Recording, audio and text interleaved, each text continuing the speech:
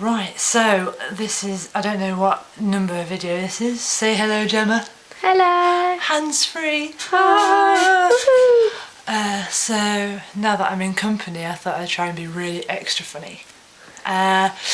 So I was lying in bed, this bed, the other day and thinking how I am a personification of my name. Because my name is Ellie, which is kind of, people relate to either being smelly or elephant, so it's kind of a nice little combination there.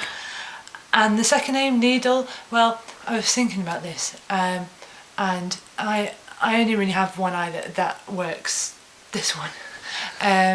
My other one, well, I was born with a squint basically, so it was one of those things where I think my body was kind of going, where's my nose, where's my nose? And I was born looking at my nose, trying to find it, which I rectified for one side, but apparently this side is still lazy. So I covered it up to make it easier. So I have one eye, and what does the needle have? One eye. And if I get anything in this eye and I go completely blind, then I'd probably be a personification of a pin. So I can still at least hold things down.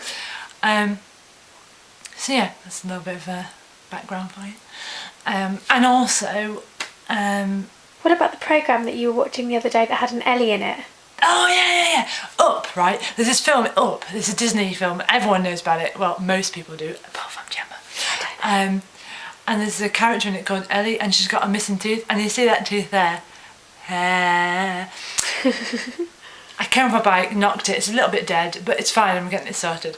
But I got really excited because this little kid's with a balloon and she's like, my name's Ellie! And she's got a missing tooth, so I was like, oh, it's made for me. I ended up crying, but then I always cry. That's quite normal for you. And yeah, I cry at Disney all the time. I cry at Little Mermaid, Dumbo. But Dumbo and Bambi are the kind of two given though, I think. It's quite harsh to sit a kid out in front of something that drastic and go, don't cry, because it's about death. No. But yeah, and also what I was thinking when I was a kid is, you know, you had these really weird, strange beliefs in things, how things worked for some ridiculous reason. Like I used to believe, this is completely actually how I used to think of things.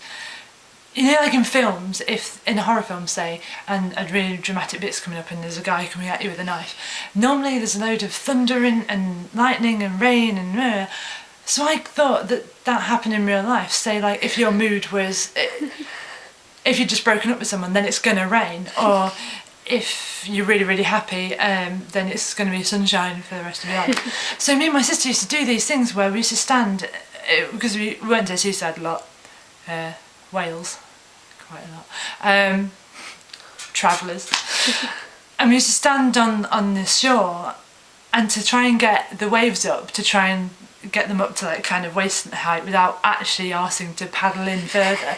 We'd shout at the waves and really insult them. It was brilliant because it meant that we could insult something that you can't really insult, and two, you can use foul language and not really offend.